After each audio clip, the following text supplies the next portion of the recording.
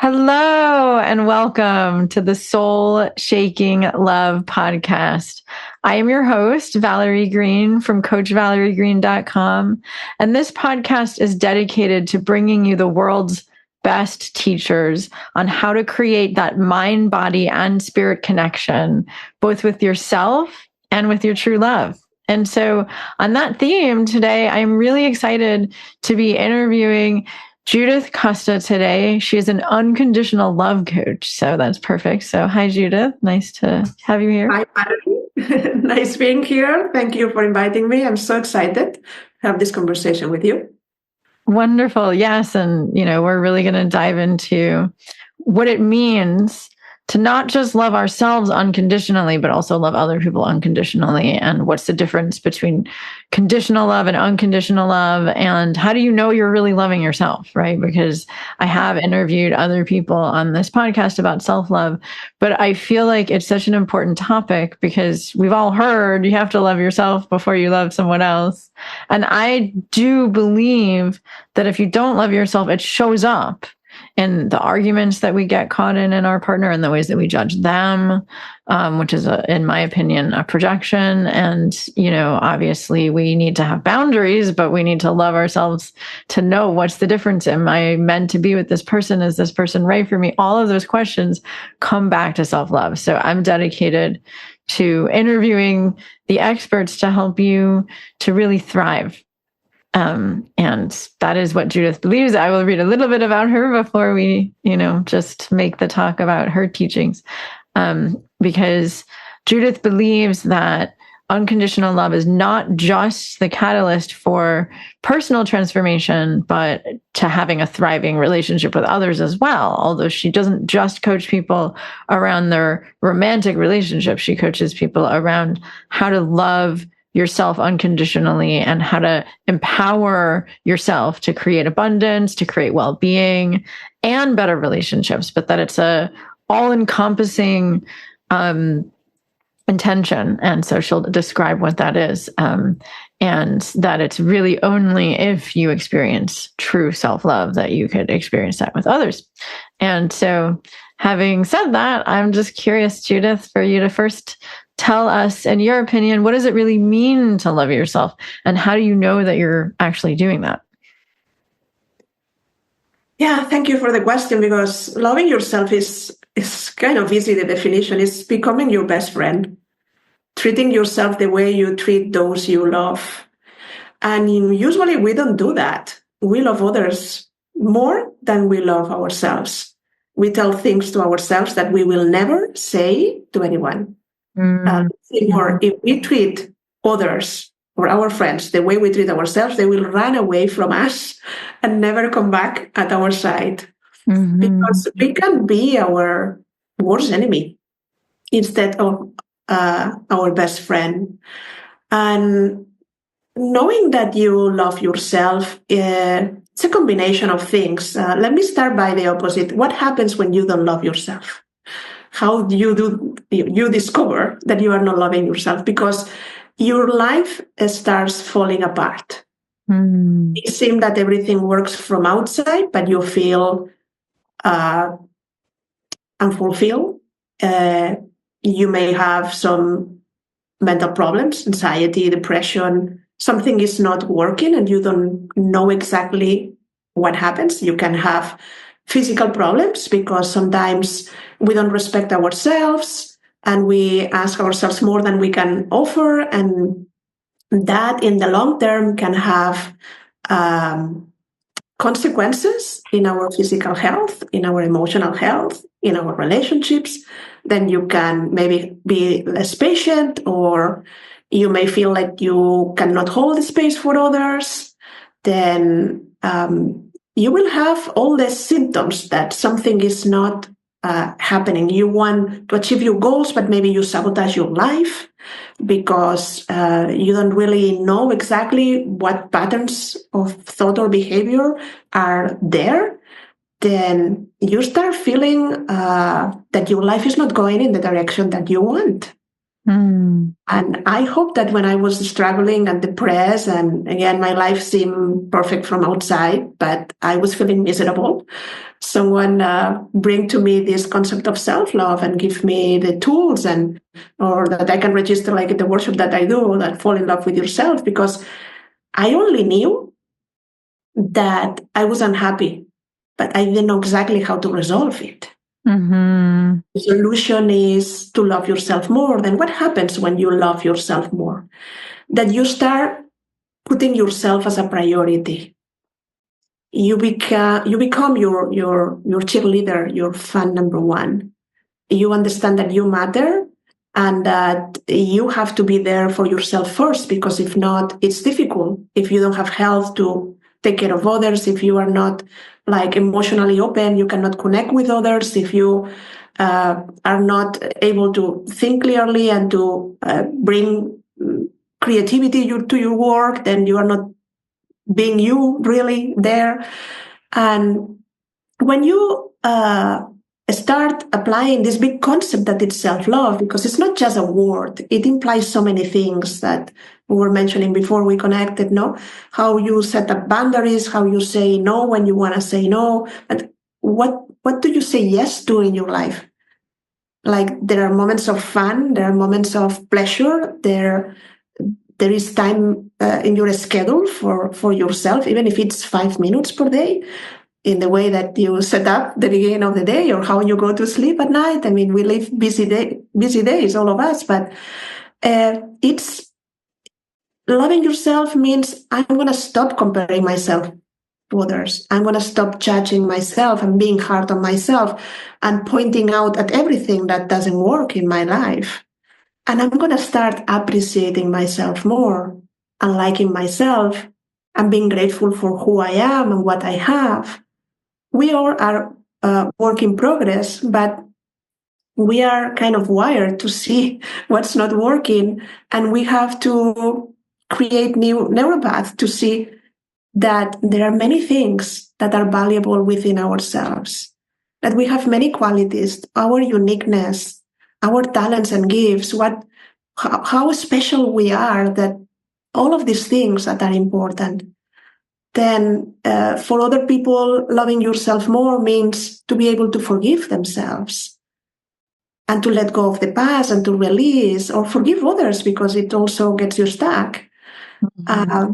For others, it's about finding your own voice and being able to express your desires, knowing what you want, how you want it, in what way you can ask the universe or others, and establishing a life, creating a life. For other people is stop pleasing others and knowing exactly what kind of relationships you wanna have and how they are gonna work. And again, build a life that works for you, instead of just going through the life that you have, knowing that you are not a victim of the circumstances and that you can create the life that you desire. Then I recommend, when I work with people, like, don't try to do everything at the same time, because it's going to be loving. And second, because loving yourself is a process. Then when we work together, we choose those aspects that are the weaker, because self-love is like this tree that has different branches, no? But everything that you do in whatever branch that you work reverts in the whole tree.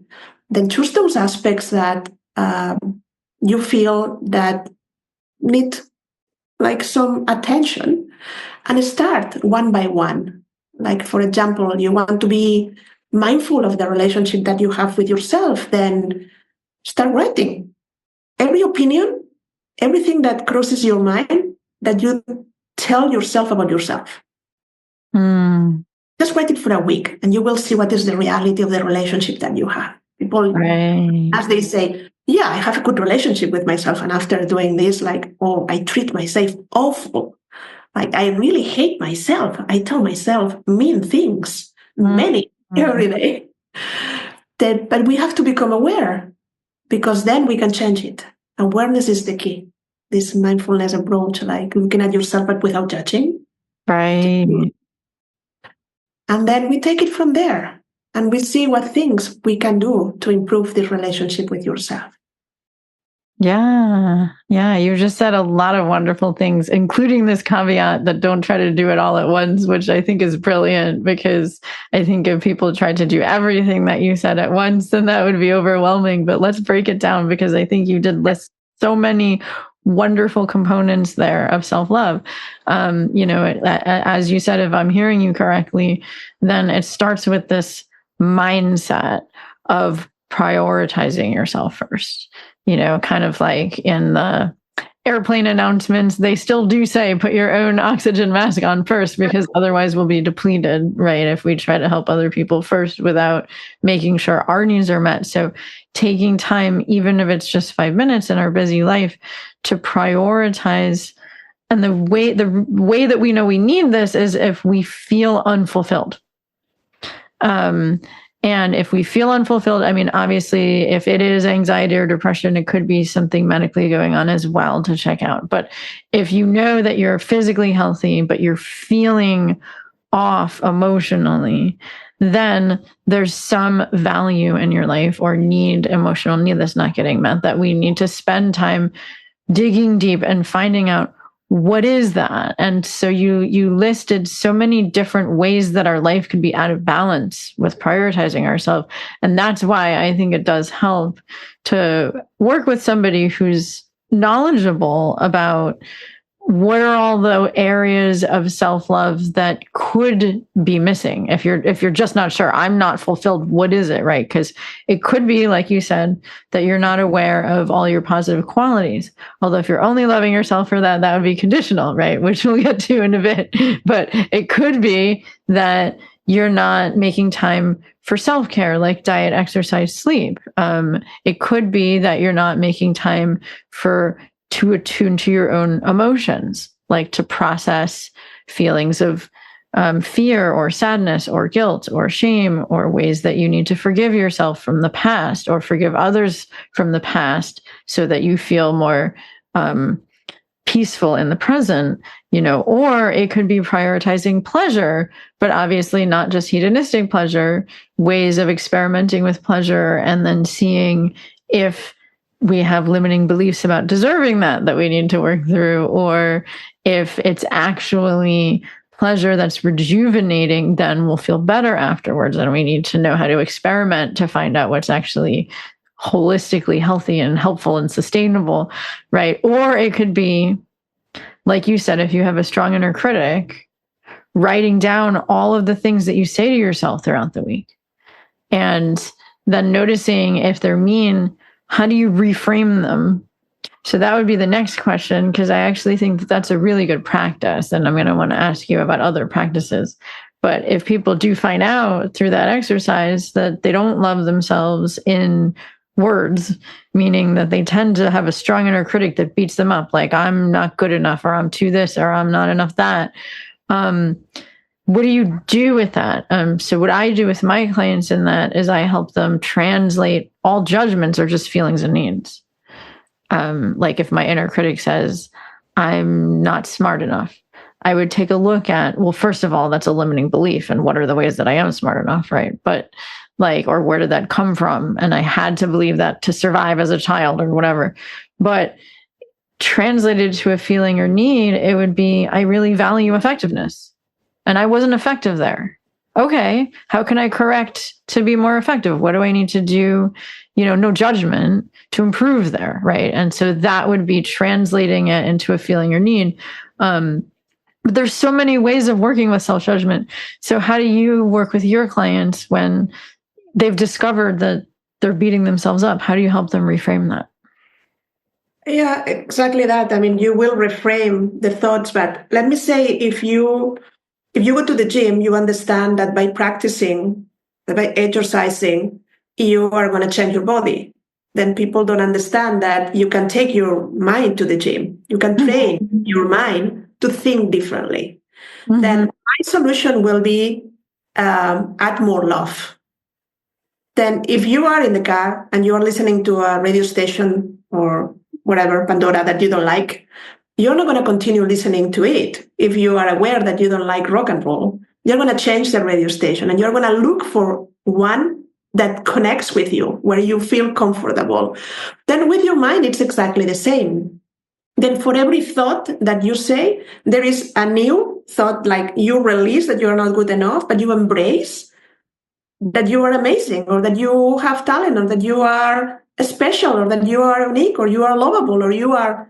And then every time you hear something, you have prepared something else that substitute, but something else that adds love to the equation, that brings exactly what you need at the moment, until the radio station that you are listening has more love and less criticism. Mm-hmm. And understanding that the mind is designed to work 24/7, and it's going to generate thoughts based on the past and the programming and all of this, then sometimes it's not about fighting with these thoughts. It's about saying, okay, I take note, but let's reframe it. Let's change it. Let's focus on something else. Then loving yourself is a constant practice. Like, where can I bring more love? Let me get the love, whatever. Let me connect with the love. Let me live in this world where there is love. Mm-hmm. Like, this has to be your radio station. And usually we believe everything that the mind says to us. Mm-hmm. And we don't have to, because the mind says a lot of things that are not true. Yeah, that's first advice to the client. Don't believe what your mind says, because it might not be true. They say, but how do I trust myself? Because you will distinguish when it's the voice that you don't have to listen, and when there is reality there that you need to pay attention. That is how the thoughts not to pass like clouds. Don't engage with them and argue like, yeah, I'm good enough because yes, do you? No, it's like, let's take it easy, and we're not going to dissect every thought. We are going to transform it. Mm-hmm. Something more loving. Yeah, I love that. I used to have a shirt that said, "Don't believe everything you think." It's so true. And I think it would really help if you shared an example, so that people could see how they can transform their thinking. So what's an example of someone you worked with, or with yourself, where you were criticizing yourself and I'm not good enough in this way, or I'm too this, or I'm not enough that. And then you help to inject more love and reframe it so that, you're not just muscling through and arguing with the idea, but you're actually recognizing what's more true. Yeah, one of the big things is I'm not lovable. Like, a lot of people go through life feeling not lovable. Not good enough is another one. We haven't talked about self-worth yet, but I'm not good enough. And this is not even based in reality. Sometimes we get ideas at one point in our lives, and we kind of repeat that. And I like Byron Katie and his method about how real, how true is this belief that you have. No, then you can challenge it, but the idea is to see that it's like there is nothing that really sustains that. It's an opinion, and as an opinion, it can be changed. Yes, exactly. And then when you realize that there is no truth, that there is nothing really that you have to maintain, that we can go to see where it comes from. I do past life regression, and I work with the Akashic Records, and I believe in all of this. There are many things that happen nowadays to us that are based in other moments in time, but it doesn't matter where it comes from. What is important is what I'm going to do from now on with it. Mm-hmm. Every time that I hear that I'm not lovable, I'm going to be able to have an opportunity to connect with myself and to feel inside of my heart moments where I felt love, really loved. Mm-hmm. Moving from the mind to the heart and really connect, because the more love we add, the different vibration we have. The more you are in the world of love, the things that you see around in life, the way you analyze the behavior of others, the world in general changes. It's because you raise your vibration. Mm-hmm. It's not really about what the mind says. It's about how we can connect with the love. Then this takes you away from the love, then let's come back to the love. Exactly. Yeah. I mean, I really love what you're saying, because what I'm hearing is that it's about shifting your consciousness. It's kind of like that Einstein quote that we can't change the problem with the same level of awareness that created it. So if we, and I agree, sometimes it does help to know where it comes from. And, you help people figure that out through the Akashic records and to, going back in time. And because, I find that when I'm reprogramming my beliefs, it helps me to be like, oh, got it. I had to believe that to survive. And then it's like, well, then now I know why it's so hard for me to change it, but now I know it's not true, but we don't need to know that if we don't remember. What we need to do, it's like, it's nice bonus if we do remember, but what we need to do is feel into the truth. And we can't do that through our mind. We can only feel into the truth of love and whether we're lovable and how to love ourselves through listening to our heart. And most people are not really skilled at knowing how to shift from the mind to the heart. And I know that that's part of what your free gift is about, is that you have a guided meditation to help people to feel into, fall in love with yourself. And what does that feel like, to know that you are loved? And so it sounds like that's an experiential process that you lead people through. Yeah, it's to wire the new thinking, if you want, no? These new neural pathways to really, it's a change. I mean, if you have been criticizing all your life, you cannot think that in one day, say nice things to you, everything is going to shift. But it's a process and it works. I remember when I was already teaching self-love and as a professional and all of this, and I was diagnosed with thyroid cancer. And I thought I loved myself. And I took 1.5 years before deciding to do the surgery because I wanted to understand and I wanted to heal naturally. I don't recommend any disclaimer. I don't recommend anyone to do this. It was my choice, and I was monitored, and I had all the support of the doctors anyway. But one of the decisions that I made was to really love myself to the fullest. Then it's not that I closed the business, but I remember the sensation that I'm not going to invest on that. I'm going to prioritize like my health. I changed my diet, even though I'm fortunate because I love healthy foods. But I decided to spend all my money in healing, in books, in learning, in doing things that I always wanted to do, like to create candles. Then I ordered an Amazon set, and I decided to do that and other things. And like, I want to go to the ballet tonight, and I go. Like, this is my life now, and it's precious. And some of the changes that I made at that moment in time are still alive today. Like the fact that I had to go out of the house, that, for example, in the morning, I do my self-care routine. Like, I do my hour of meditation, I go for a walk, the heart-brain coherence breathing, I do Qigong, all of this, but because it's so important and I don't want to arrive at the end of the day, I do it at the beginning. Then sometimes we have to arrive to a crisis to say, okay, what does it mean really, this thing of loving yourself?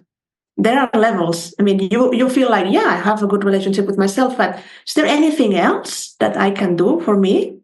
Because, yeah, how many times you say, yeah, I love to, like me, I love to, I don't know, ski, or I used to love it. And there have been 10 years that I haven't been in a ski resort, no? Then sometimes we cannot do everything we want, but we can do little things for us. That's for sure. Yeah. Wow. That's such a powerful story. And I mean, so it sounds like you did heal your body that way. Not that you're saying that everybody can, but I ended up doing the surgery, but it was not an aggressive cancer. That's the reason why everything eventually ended up well. They took the thyroid. It has been like, since I had the surgery, like 7 years, everything is well. I don't have any treatment. But I think it was important to understand why in this area, why now, why is this happening to me? I had thyroid problems before, then it was like escalating until this happened.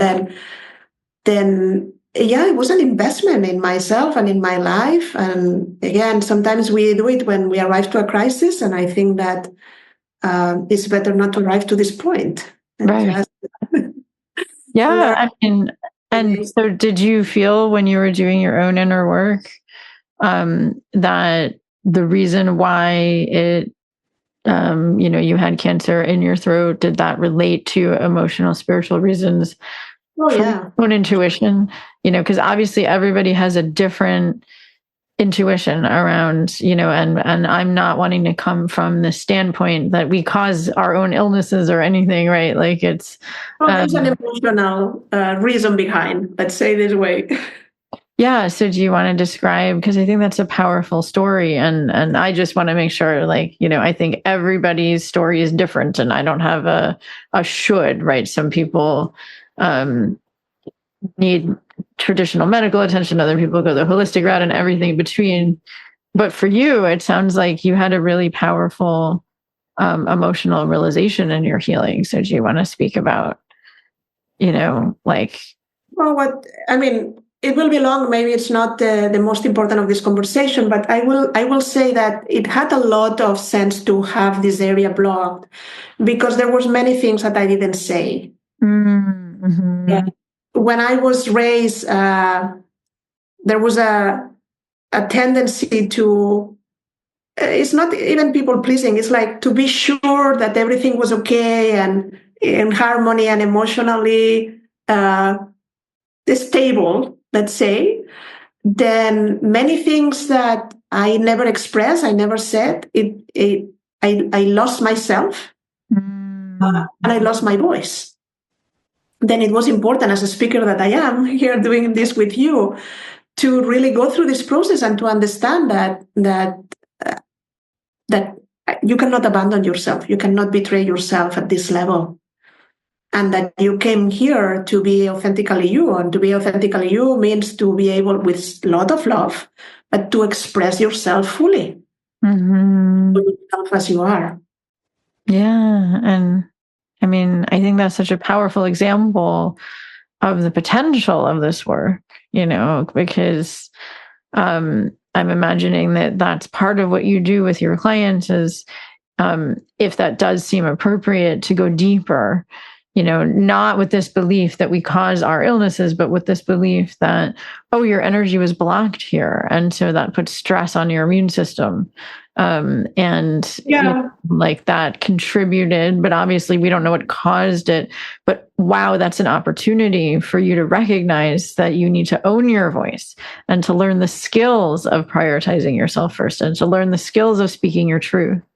And so now that's not just helping you in your romantic relationships, although I know that self-love is how you described that you met your soulmate. And so, of course, we can share about that too. But, it's really for you to live your authentic life so that you're happy with yourself and you're fulfilled with how you're showing up in the world. And that's, what it means to really know that you're loving yourself. And obviously we don't want to come to that awareness through a tragic circumstance or a challenge, so we want to be able to feel into ourselves and see, oh gosh, I'm blocked here because I need to learn to have a skill to be more true to myself or to be more authentic. For you, it was self-expression. For other people, it might be, more people pleasing, which it sounds like it was somewhat with you too, me too. But, for other people, it might be more like that they prioritize accomplishing things over taking time for themselves, or whatever it is the wound is, that like we can realize that, or the imbalances, we can realize that if we do regular self-love practices. So it doesn't have to come to a crisis to be able to realize that. Yeah, after the cancer, that was the reason of creating the second workshop, or the third workshop, that is fall in love with your body, because I think that it deserves its attention. As you explain it very well, I don't want to repeat that, but it's like, what is happening to me that I am in this situation, without judging? But the body is not wrong. The body is our ally. It tends to come back to health if we allow it. But what I'm doing, how I'm collaborating for this to be happening. but in a very nice way. And what emotions? There is a nice book of Louise Hay that correlates certain parts of the body, certain things, and with affirmations. And when I have something clear, like for example, the other day I had a problem in the eye, no, and I look for the affirmations because it helps me reconnect with what is missing. No, I see life with through joy and love. That was the affirmation. No. Then you come back to where energetically you have to be. But yeah, and the workshop on self-love was created because when I become a coach, the first thing that I did, my first program, was to help people to find their soulmates. That is what changed my life. And the reason why I moved to New York and well, I got married here, and it's a nice story. But very soon I realized, working with people in groups and individually, that one of the most important reasons why people couldn't find love was that they didn't love themselves. Right. Many of the challenges were that they were not able to be there. There was lack of confidence, lack of worth. They didn't feel good enough. Then it's like going through life saying, please love me, please love me, please love me, but you are not giving this to yourself. Then the vibration doesn't match. You attract someone else that doesn't love himself or herself also, that is lonely, but you don't attract the right partner that you are thinking that you want. And then we complain, no? Why I'm attracting people that is not committed or are unavailable, but yeah, the reason is not in the finding, or the solution is not finding the right person after 200 dates. The reason is to look at yourself and see what is the signal that I'm sending, no? What is my radio station saying? Exactly. And what I'm picking up. Right. And do you want to describe that a little more? Because I think for a lot of people, they hear that, like, we're going to attract somebody. If we don't love ourselves, we're going to attract someone else who doesn't love themselves.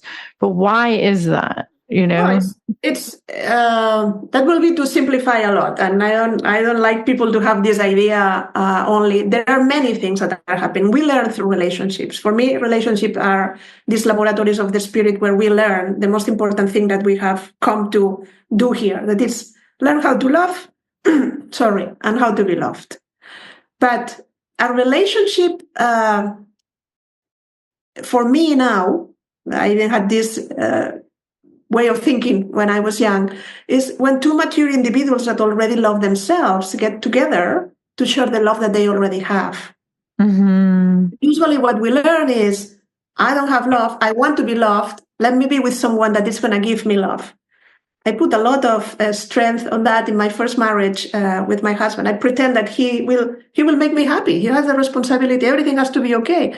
And no, that's your responsibility. That's the love for yourself that it's going to achieve that.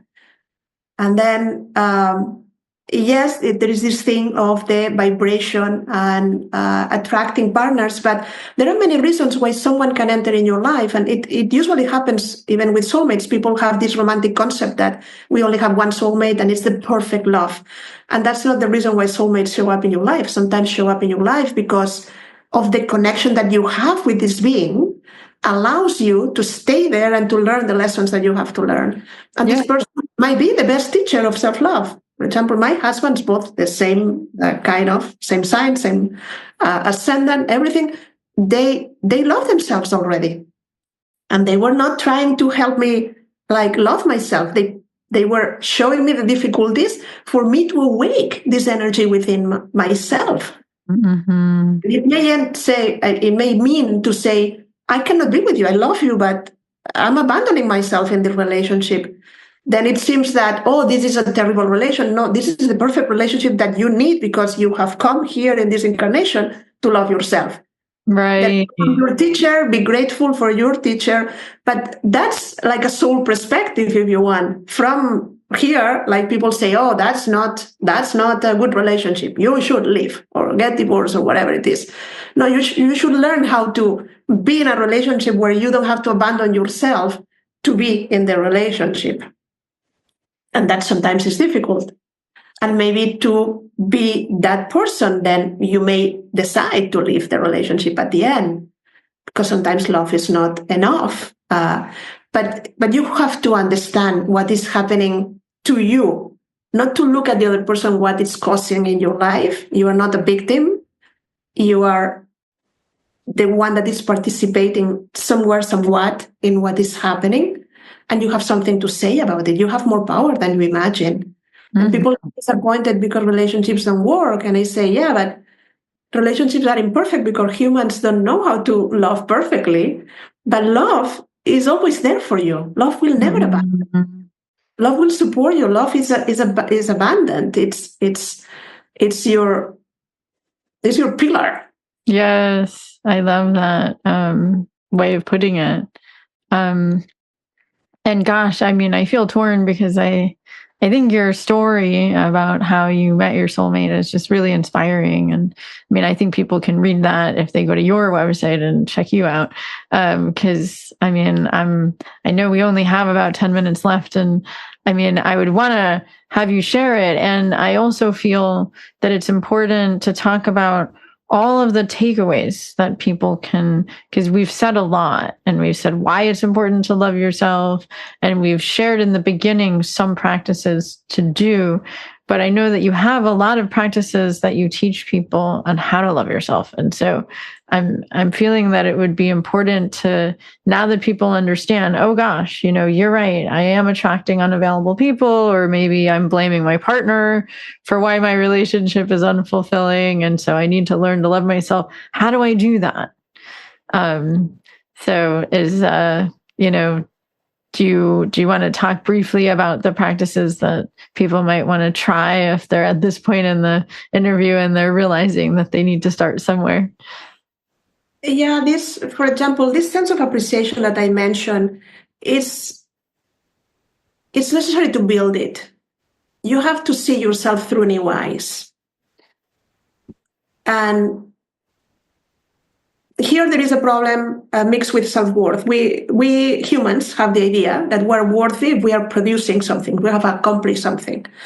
And that's not the definition of your worth. You are worthy because you exist, because you were born. It's your birthright. Then when you ask people, what do you like about yourself? What do you appreciate about yourself and your life? They tend to go to the accomplishments. Like to justify my existence. You see, I'm good because I did that. This is not about results. If you can just make a list, even one thing per day that you feel it's important. I love my smile. I love that I'm a loyal friend. I love that I am connected with everything that exists. Whatever it is, but keep telling you this and keep investing in knowing yourself. When you meet someone new, a friend or a romantic partner, whoever, you want to know everything about this person. You're so interested that tell me more about you and tell me about your story and what you like and what is your favorite food. And we don't do this with ourselves. We take ourselves for granted. That invest time in knowing, what do I want? Like this movie of Julia Roberts, that she didn't know how she liked the eggs. And finally she had to prepare one each and say, okay, let me try. If it's scrambled, it's boiled, or then sometimes we need to know more about ourselves. What are the dreams that you had that you have abandoned? What are your desires? What will make you happy? You will have all the time and all the money of the world. What kind of life will you live? How do you see your relationships and the things? Then it's like don't go on autopilot. Pause. And if you want, journal. It may help you realize things because then you can read what you have been writing. But invest time in solitude with yourself, time alone with yourself, to know yourself better, like you will do with someone that it's new. Don't take for granted that because you are with you 360 days per year, that you already know yourself. Because there are many things that you can discover about yourself. And I will say more things. It's important how you start and you close the day. We mentioned self-forgiveness a little bit, and it's very important. We are not trained, we are not educated in releasing in forgiving, in letting go of things. And we tend to accumulate, and we all carry like a big backpack where we have been putting all the stuff, that things that have happened to us. And maybe it's the time to sit, open this backpack and see, okay, what did I put here? Okay, this is not even mine. Who decided this? Like, I don't need this anymore. Like, I can throw it away. Let me let it go. And this was the idea of my parents on how I have to live my life, or my husband, or whoever it is. Then what beliefs you have that are not allowing yourself to really love yourself as you are. You can also change yourself and love the new version of yourself. But then one of the things that I used to have a meditation, but you can do it just when you turn off the light, put everything that had happened in that day, like in a box, and send it in a spaceship. Don't carry the things from yesterday to today to tomorrow. Let it go. Your life starts with every breath you take, with every new sunrise, if you want. Then decide that today is going to be different than yesterday. Don't engage in the same 70,000 thoughts that you had. When you wake up, the first thing, connect with love. Connect with the idea that you are grateful, that you are full of energy, that you are feeling great, even if it's not 100% true. But again, train your brain. Connect with the sensation of love. Go to a place immediately when you are opening your eyes in this state between awake and asleep. Yeah. Like when you hold your baby, or you are touching your pet, but connect with a moment of love. Start the day feeling that. You may have a sign in front of you, no? Whatever, like something in the nightstand that reminds you, be grateful because you are alive. Then it's totally different than just getting up and looking at the phone and connecting with the same problems that I had. Oh, I'm going to go to the same office and meet the same people. My life is awful. No, like set up the tone of what you want. It may take you 60 seconds, but it's going to change the way that you are going to go through the day. And then don't give your inner peace to the first person that crosses your path and is mean, or says something, or doesn't say something, or cuts you in traffic. Like, commit to what you want to feel and keep it alive. Mm-hmm. The peace is not outside. The peace is within you. Then you want to be peaceful, you have to choose peace and maintain it.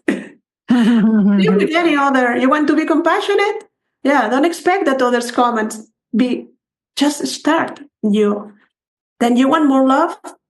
Bring more love into your life. Yes, exactly. Yeah, no, I think that's a wonderful example. If we ask to be more compassionate, we'll probably encounter situations that we would judge, so that we have the opportunity to grow in our ability to be compassionate. And same thing if we ask to be more loving, right? Then we're going to see opportunities to love things that are hard to love. I love all of the examples that you said, because they're all, and I know this is something we said we would cover in the beginning of the interview, so I'm happy that this is how we're ending, is really describing things that are unconditionally loving. Because if we ask ourselves, what do I love about ourselves? And what comes to mind is our accomplishments, that's conditional love. I'll love you. I'll love myself if I accomplish this thing. I'll love myself if I do this thing. I'll love myself if I have this quality, but not that one, right? And that's conditional love. And all the things that you just mentioned are unconditional, meaning I love that I care about this thing. Now, let's say, I love that I care about human rights issues. That means that I'm going to be angry right now at human rights violations going on. I feel anger, and loving anger means I love what I care about, because emotions are just there to show me what I care about. And then I love that I care. And then, of course, my intuition can guide me as to what my purpose is with all those things. But anything that we would judge is an opportunity to bring us back to the things that we love in life, the unconditional love that we have for the things that we care about in life. And so no matter what I'm feeling, no matter what I'm thinking, there's a positive intention to that. There's a way that it relates to my qualities of care, of compassion, of empathy, of, if I'm holding a grudge from the past, then there's a value in myself that wasn't honored. How can I open up my journal and ask myself, okay, what ways did I not honor myself in the past? And now I'm honoring myself in that way now. And I'm learning the skills to do that so I can let that go. Right. So it's like all these are the things I'm hearing you saying are like how to love ourselves unconditionally and do the inner work to cultivate and choose our own inner peace, because I'm only going to feel inner peace if I'm going through these processes to connect to my positive qualities that aren't about what I'm accomplishing. They're about who I am at my core, and who I am at my core is lovable. And it's up to me, not the world. It's up to me to choose that for myself, and then to look at myself through that lens, and to start every day with a practice that connects me to the present moment, to the unconditional love that's there in the present moment, that's not related to the people I'm going to interact with, or the work that I need to do, or the things I need to accomplish. It's life itself and my relationship with unconditionally loving myself and taking in the love that's always available, and having practices around that so that we can bring ourselves back to that. So those are all the things that I heard you say. And speaking about practices, I know that you do have a free gift that's about meditations about how to do what you just described. So do you want to share that with us? Yeah, I mean, you can have a journey into what does it mean to fall in love with yourself. I think in my website you can find another one. I don't know if we put it in the package also, Go Within, that is more a relaxation and all of this. But any opportunity, I mean, if you don't have the time, they are not very long, 7-8 minutes, but it's just, we don't think love. And love is not a feeling also. Love is a commitment. It's a verb. It has to be demonstrated into action. But just the idea to move through the breathing, to move from the mind to the heart, and to imagine that your heart has doors and it's open, and you have the capability to give and to receive love. We haven't talked about this, no? But love is only full when you are able to give it and to receive it. And some of us have difficulties in one side or another. Mm-hmm, exactly. Yeah, it's like any opportunity. If you go for a walk and you don't need to meditate, just try to think about what is joy for me. How can I feel this? Because self-love and happiness are very connected. Both are daily decisions that you have to make in the moment you open your eyes and start your day. The circumstances may not be there, but you have to choose that. Then what is joy? Joy for me then is having this inner peace, is feeling connected with everything that exists. And I look at the trees and having plants that excite me, and wanting to be with other human beings and connect and share this love. Then like give it content to what love is. It's not, again, a feeling. It's not a relationship. Mm-hmm. Yeah, I mean, I want to clarify what you're saying, because I think it's just semantics, but the way that I put it is that love is not an emotion, but it can be a feeling. Meaning, like when I'm feeling love, I can love someone even if I'm angry at them. So it's not an emotion. Like love is greater than an emotion, but it is a feeling, in my opinion, right? We do feel unconditional love, but it's not an emotion, because we can love ourselves or love other people no matter what other emotions we're feeling. But when I'm feeling love, I feel that my heart is open. No, I understand what you mean. I agree with you. Yeah, we feel the love. But the problem is like we I'm saying it this way because people tend to think that someone has to come to awake your love. No, love already exists within you. You are the one that has to feel it within yourself. Then that it has to be demonstrated into action means that it's not just, oh, I feel the love and that's it. No, what are you going to do with the love that you feel? It has different avenues to be expressed, no?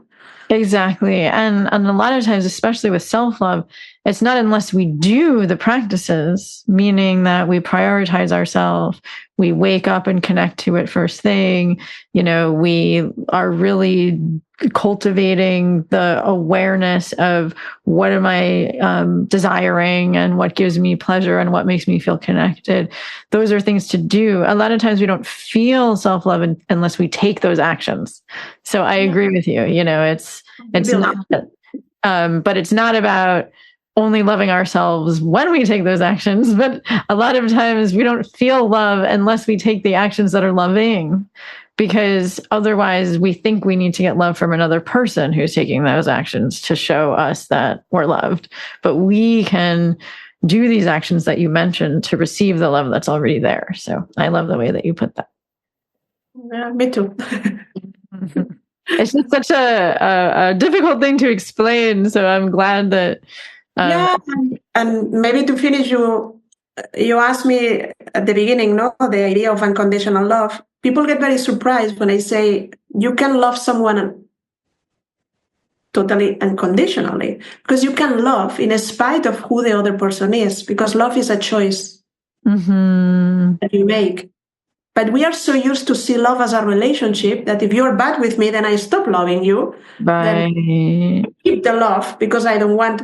No, like love always want to go out and hang out freely and not be stopped, because love is this quality, is who you are, it's what you are made of. But we are so used to like protect it and keep it and I give it or I don't give it because this is the way we have learned. Exactly.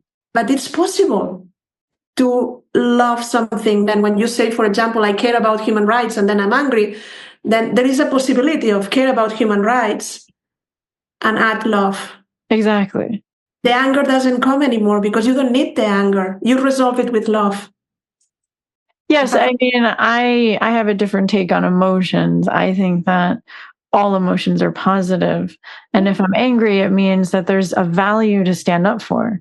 And when I'm standing up for that positive value, like fairness or mutuality or whatever, I might still feel anger, but it feels positive and healthy. It doesn't feel negative and against, so that's just my take on emotions, that all emotions are positive and they can feel positive if we're using it for good. I don't think that the anger has to go away to take loving action, but we can agree to disagree on that. Sometimes the anger goes away. Sometimes it gets transformed into vitality, so. I totally agree. I think that emotions are our radar. How are you going to know how you feel about something if you don't have an emotion? But once you take note, you can say, okay, bye emotion. Thank you for letting me know. And then you continue. It's how fast you can transform, no? I mean. Oh, yes, exactly. In my opinion, emotions don't need to be let go of. They transform on their own when we're taking the positive, loving action. But that's my experience, and other people might have different experiences. So that's why I like interviewing different people, because I think everyone has a different way of explaining things that then speaks to different people. So I mean, I agree with you too, that like sometimes we can just let things go that don't serve us, and that's also wonderful when it works, right? I mean, like we're meant to really be thriving in the present moment and only holding on to the things that serve us. So I love that take. So yeah, I mean, I think you did a good job in terms of explaining unconditional love versus conditional love, that, we're really, there's no reason to think that we need to receive it from a specific strategy, like another person first, to ignite it in ourselves, because it's always there.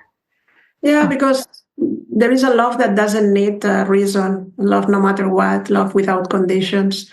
And we have to learn this at whatever age. It's never late. And just there is first an understanding, but there is then a practice, as we have been mentioning all the time. No? This is a commitment. This is a process. This is a practice. Yes, exactly. And I'm sure we could do a whole nother interview about what it means to give someone unconditional love, even though you've determined that they're not right or healthy. Like, let's say you decide to give someone unconditional love after you've determined that they have qualities that it doesn't serve you to be around them anymore, but you can still love them from a distance and create boundaries for yourself, right? That doesn't mean that you need to unconditionally love someone and then still interact with them if you've decided that that's not right for you. But it's around not closing your heart to the situation, in my opinion. And I mean, I think that that's a really nuanced concept that would take a whole nother interview to explain, but I like that you mentioned it. Part two. Yes, exactly. Because I agree. Because love doesn't necessarily, obviously, it's most clearly expressed when we give it to another person, because then we feel the love flowing through us, but we don't need another person there to feel it flowing, and to prioritize ourselves and then attract other people that feel really harmonious receiving love and giving love, because we have cleared all of our blocks to receiving it and to giving it. So I encourage everybody to check out your meditations and to check out your work, because it sounds like all of these processes that you've outlined, you also support people in implementing when you do one-on-one work with people. If challenging, and also in the workshops that are one day experience, and connect with me if you want to take this conversation further. It will be a pleasure. Exactly. And I will put your free gift up below this video and also below in the show notes if you're listening to the podcast, so that you have 2 meditations in there. I saw that you sent us the Fall in Love with Yourself and Go Within. And if you want to try those first thing in the morning to connect to unconditional love and watch how your day transforms, then we invite you to do that and to check out Judith's work. And yes, I hope that everybody has a day that's filled with unconditional love, both for themselves and for the other people in your life. So until next time. Lots of love to everyone. And thank you, Valerie. Thank you.